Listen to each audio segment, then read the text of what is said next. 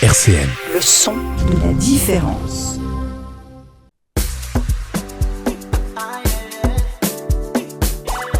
L'écho d'Afrique sur RCN. Aïe, aïe, aïe, aïe, aïe, aïe, aïe, aïe, aïe. On est encore là en force. Bienvenue, chers auditeurs, chères auditrices. Nous sommes aujourd'hui encore dans une émission assez unique en son genre, avec une prestigieuse invitée. J'ai appelé Madame Marianne Garcia. Ma sœur, comment tu vas ? Ça va très bien. Bonjour à tous, auditeurs, auditrices de RCN. Bienvenue dans notre émission L'écho d'Afrique. Aujourd'hui, nous allons parler, bien sûr, de tout ce qui va atteindre la ségrégation, les discriminations et même, pourquoi pas, des fois un peu de racisme, mais toujours avec le sourire, parce qu'on sait répondre avec l'amour, avec la joie de vivre à toutes ces problématiques. C'est normal, hein, on est dans une société, donc forcément, des fois, on dit souvent chez nous, deux calebasses sur une même bassine finissent toujours par se cogner. Donc, on essaye, c'est justement dans ces heures qu'on essaye de faire avancer les choses. Donc, je vais faire une petite présentation avant de te laisser, du coup, te présenter en bonne et due forme. Madame Garcia est une conseillère commerciale dans le e-commerce. Elle fait donc du commerce en ligne chez Joli Moi. Elle nous propose des produits de beauté, de bien-être et d'hygiène. Elle est en situation de handicap. Mais encore une fois, ce n'est que dans la tête. Mais sinon, elle est une boule de feu. Voilà, je te laisse te présenter. C'est que physique, sinon j'ai toute ma tête, sans souci. Voilà. C'est ça. Allez, vas-y, je te laisse dire quelques mots sur ton parcours. Comment est-ce que tu en es arrivé là ? Qu'est-ce qui a pu te motiver jusqu'à ce que tu ne deviennes aujourd'hui auto-entrepreneur, chef d'entreprise, comme on dit ? Alors, faut savoir que donc, le handicap, je l'ai depuis la naissance. Donc, pour m'inclure dans la société, j'ai toujours été poussée. Dans mon éducation, on m'a toujours poussée à ce que j'aille plus loin que mes difficultés, que mon handicap, pour pouvoir justement avoir une mentalité déjà dans l'inclusion. Donc, j'ai obtenu donc, un BTS de gestion, comptabilité-gestion en 2015.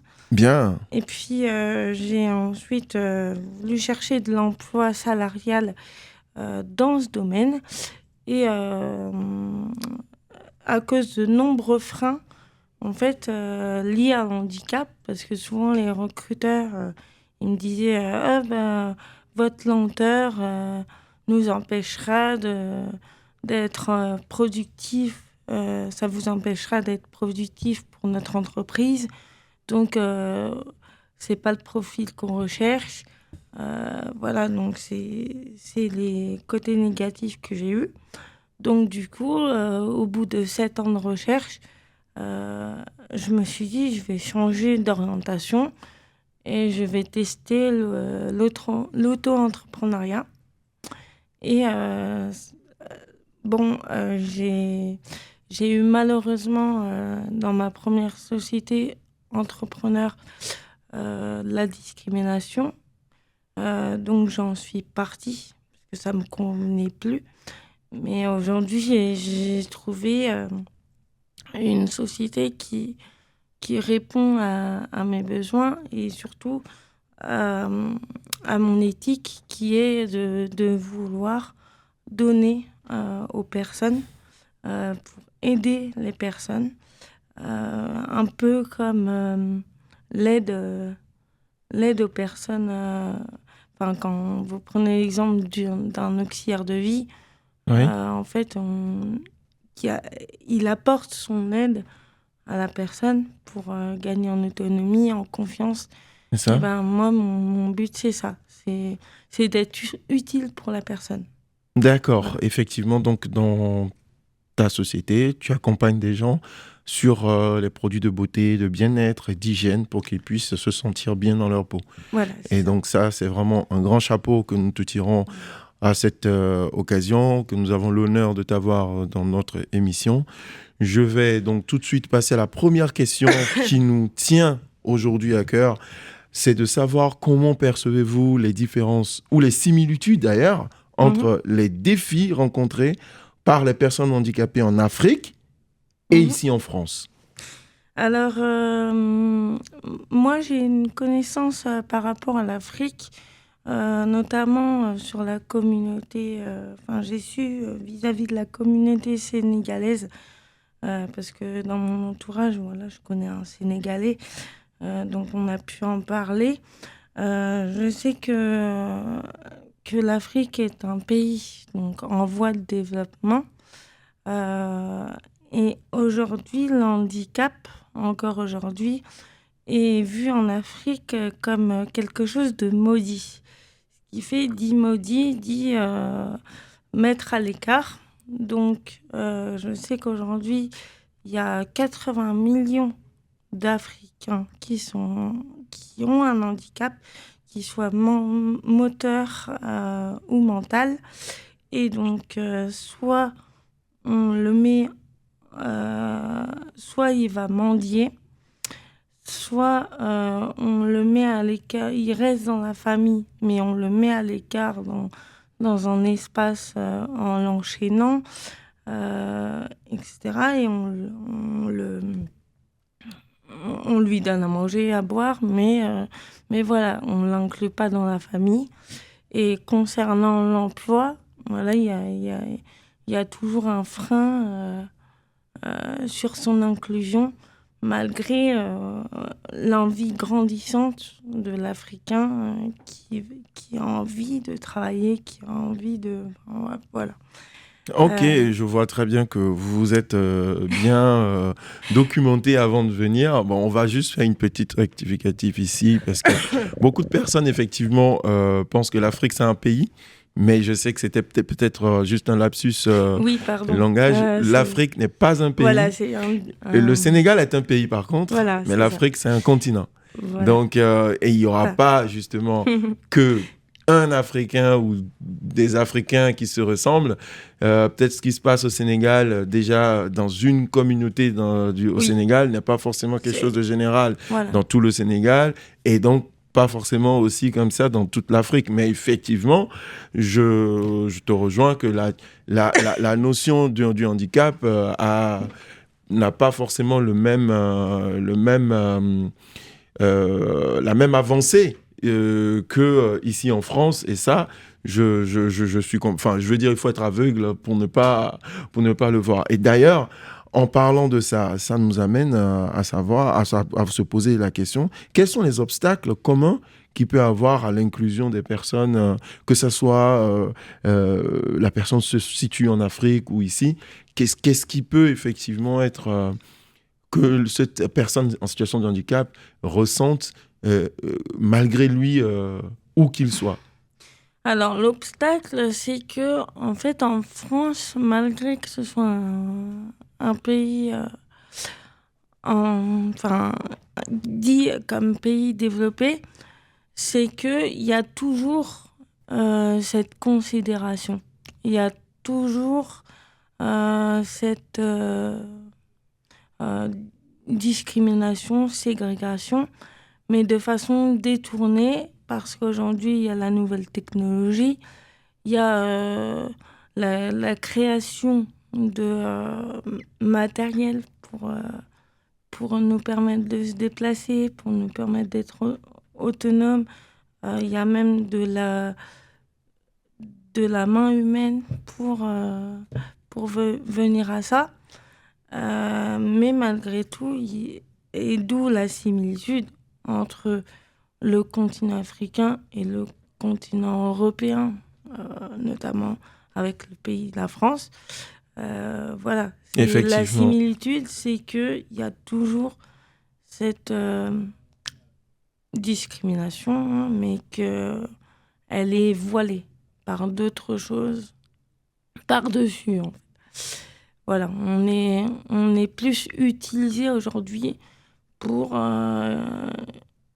on est un prétexte pour avoir créé de l'emploi Voilà. Pour avoir créé du business avec le matériel. Oui, Parce qu'il faut savoir qu'un fauteuil roulant classique, comme moi j'ai, oui. c'est 2000 euros, Ah le ouais, quand même. fauteuil. Donc, comme je dis, il y a une phrase que je dis tout le temps. Pour l'État, c'est comme s'il fallait être riche pour être handicapé, en fait, alors qu'on ne le choisit pas. Je vois. Voilà. Et effectivement, ça, c'est une phrase quand même qu'on va retenir. Et d'ailleurs, avant de marquer une petite pause, je voulais juste savoir, est-ce que tu as un message? Parce que je sens que tu en as quand même beaucoup sur le cœur, là. On va essayer de prendre une petite pause, prendre un petit verre d'eau. Est-ce que tu auras un message que tu voudrais passer aux personnes handicapées qui sont peut-être aujourd'hui en train de nous écouter partout dans le monde et qui luttent pour leur inclusion dans la société? Ben, moi, mon message, c'est continuer à vous battre parce que même s'il y a 20 ans de retard, en France, il y a quand même de l'avancée. Et au jour d'aujourd'hui, même l'État cherche encore à trouver des solutions pour, pour pallier à la vision de l'handicap. Sur ces mots, on va justement prendre une petite pause. Je sens qu'effectivement, il y a beaucoup de choses qui sont très sensibles et qui se disent aujourd'hui. On va écouter une collaboration entre la France avec une collaboration de Kenji Girac de la France et de Dadju du Congo sur une chanson Dans mes bras. RCN, l'écho d'Afrique. Aïe, aïe, aïe, aïe, aïe, aïe, aïe. On est de retour dans ce studio avec notre charmante Marianne. Marianne, je rappelle, qui est une conseillère commerciale personnalisée dans le e-commerce. Elle fait de la vente en ligne sur tout ce qui est produits de beauté, bien-être, hygiène chez Joli Moi. Si vous avez besoin de quoi que ce soit, n'hésitez pas. On va laisser son contact sur nos réseaux sociaux. À la contacter pour qu'elle puisse vous suivre personnellement. Si on peut donner une visibilité justement à Marianne, et ben, c'est la moindre des choses pour mettre un peu de sourire dans ce petit monde. On était justement un peu avec des sujets très sensibles. Vous comprendrez que ici dans le studio, la tension a monté d'un cran parce qu'on parlait de choses qui étaient vraiment très douloureuses pour Marianne, pour tout son entourage. Et c'est pas évident, mais nous, on va essayer de mettre un peu de joie dans tout ça. Et c'est pour ça que Marianne se veut être leader de cette situation où, au lieu de se faire contrôler, elle veut plutôt amener les gens sur le bon chemin. Alors, Marianne, dis-nous, quels sont éventuellement les stéréotypes ou préjugés les plus courants concernant les handicaps ou le handicap et comment tu penses qu'on peut les combattre? Alors, en fait, au niveau préjugés, l'État, en fait, aujourd'hui, a plutôt l'impression que le peuple qui est en situation de handicap a besoin d'assistanat aujourd'hui, alors que pas forcément. Et donc, je ne suis pas la seule à me battre pour leur montrer que, en fait, c'est pas parce qu'on a un handicap qu'on peut pas s'engager pour des causes. Euh, et voilà, aujourd'hui, il faudrait pas un exemple que l'État pourrait faire, c'est déjà mettre en application les solutions qu'ils ont trouvées depuis 2005. En commençant par la loi du 11 février 2005, voilà. J'imagine que c'est à ça que vous faisiez allusion. Oui. Et aujourd'hui, en fait, c'est bien de mettre les lois, mais aujourd'hui, il faut les appliquer. Moi, je suis d'accord vis-à-vis de cette loi d'inclusivité, la loi de mettre, d'adapter les nouveaux bâtiments, mettre des nouveaux appartements qui répondent aux lois PMR. Ça, je trouve ça génial. Là-dessus, je remercie l'État. mais maintenant, il faut les appliquer. Tout à Voilà. fait. Et ben moi, je ne sais pas si les auditeurs le savent, hein, je suis ingénieur génie civil et je le vois très bien avec les normes que je dois à chaque fois justement faire respecter dans les nouvelles réglementations et notamment quand je dois par exemple aller valider par exemple des bornes électriques qui sont justement en train de se faire chez Total actuellement, l'attestation, enfin l'accessibilité. Avant que je délivre une attestation d'accessibilité handicap, c'est tout ça qu'on vérifie, qu'on regarde si la personne peut sortir de son véhicule, se mettre dans son fauteuil roulant, aller se soulager sans problème sur un aire de repos. Donc j'avoue qu'effectivement il y a beaucoup de choses qui sont en cours. Mais dis-nous justement en parlant de ce gouvernement, comment le gouvernement peut-il mieux collaborer avec les organisations ou des personnes handicapées pour créer des sociétés plus inclusives? Déjà, ce qu'il pourrait faire, c'est déjà écouter notre peuple. En fait, tout le peuple qui habite en France, qu'ils écoutent, quoi, parce que la personne soit handicapée ou quoi, ou pas, on a l'impression de ne pas être écouté. Et en fait, les actions sont faites sont faites à côté, en fait. C'est pour ça qu'aujourd'hui, tous les Français, parce qu'aujourd'hui, il y a même des Africains français, aujourd'hui, tout le monde est en colère. Tout le monde, voilà, les Français, on a l'impression d'être pas écoutés. On n'est pas là pour faire de la politique, mais c'est un message que je veux faire passer. Et voilà. Eh ben, je pense que le message est bien passé et que nous allons effectivement faire de notre mieux pour essayer de mettre encore de la joie dans tout ceci. Est-ce que vous auriez quelque chose à dire à nos auditeurs d'une manière spontanée comme ça, que vous voudriez peut-être faire passer? Est-ce qu'il y a un message sur votre... un message, je veux dire, de par votre parcours qui vous tient à cœur à dire à nos auditeurs aujourd'hui? Je dirais une phrase, c'est « N'ayez pas peur de la différence, mais osez la regarder ». Waouh! N'ayez pas peur de la différence, mais osez la regarder. C'est sur ces mots que nous allons marquer une deuxième pause.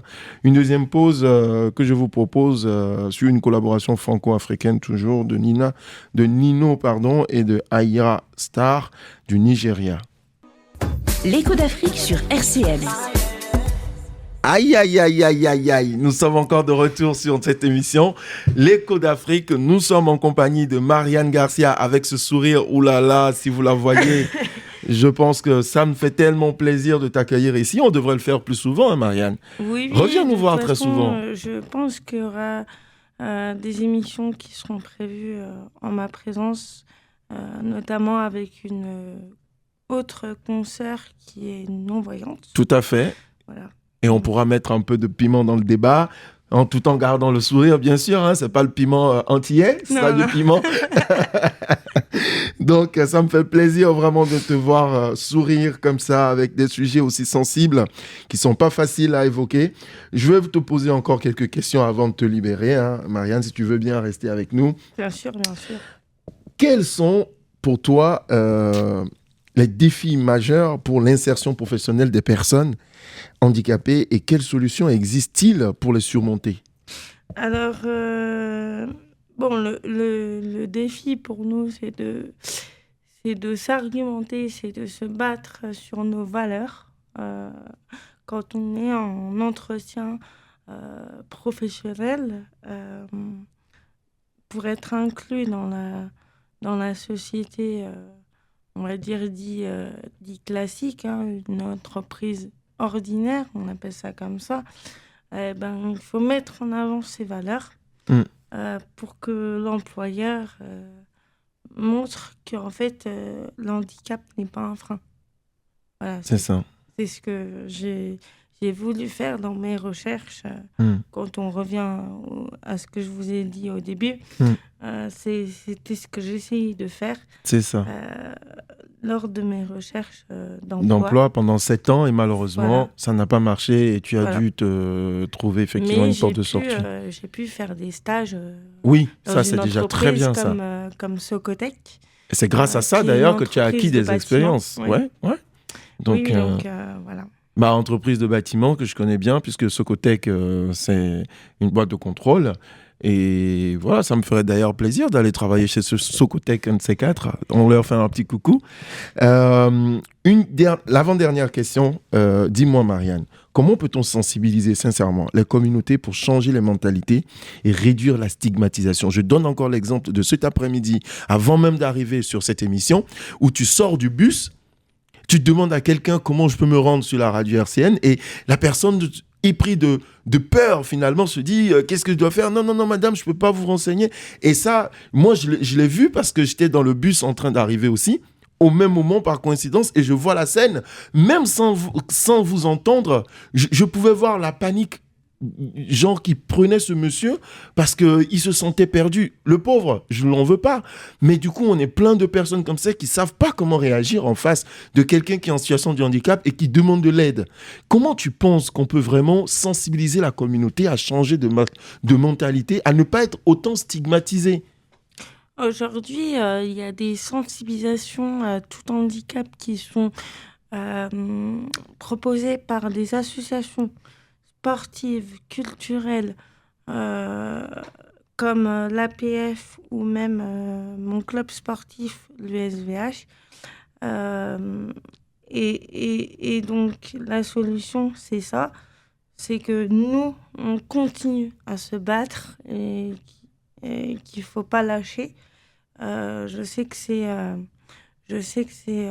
c'est dur pour nous parce qu'il faut multiplier nos efforts. Et tout le temps se battre, 3. tout le temps se battre. Voilà. Mais ce qui était drôle, je te coupe pas, je suis désolé, mais Y a devant pas de cette problème. scène, je te voyais à l'aise en te disant, mais je demande juste, en fait, si vous savez la route pour aller à la radio RCN. Et c'est plutôt la personne qui est devant toi qui était plutôt paniquée. Donc, c'est aussi ce côté finalement de se dire que la personne qui est stigmatisée, c'est plutôt nous qui sommes finalement de l'autre côté du fauteuil, quoi. Oui, et puis en fait, la personne, elle agit comme ça parce qu'elle est dans l'inconnu.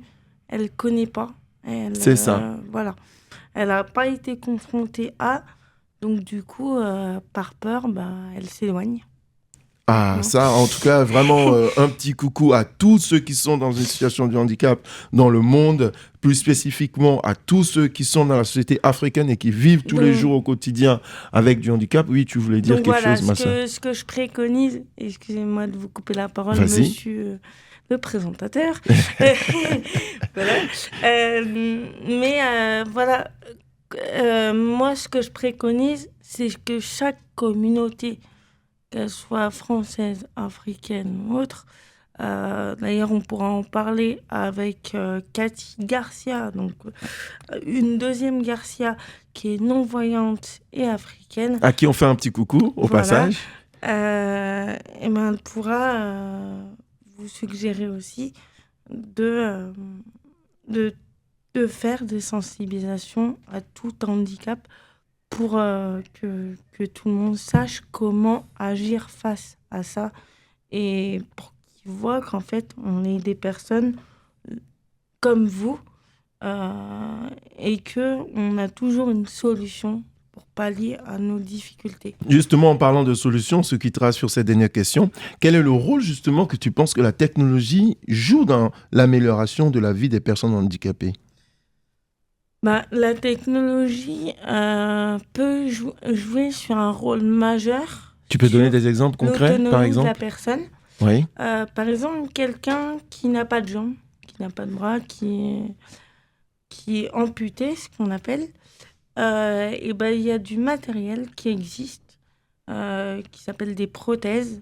Donc, ça doit être soit des prothèses pour marcher, soit des prothèses pour performer, comme vous avez pu voir aux Jeux paralympiques. Et est-ce que ce sont des choses qui sont prises en compte par la sécurité sociale ou par la Sécu ou oui, il faut payer quand même mais pas en grande partie. Ouais, voilà, il y a toujours un tiers payant. Toujours un tiers payant.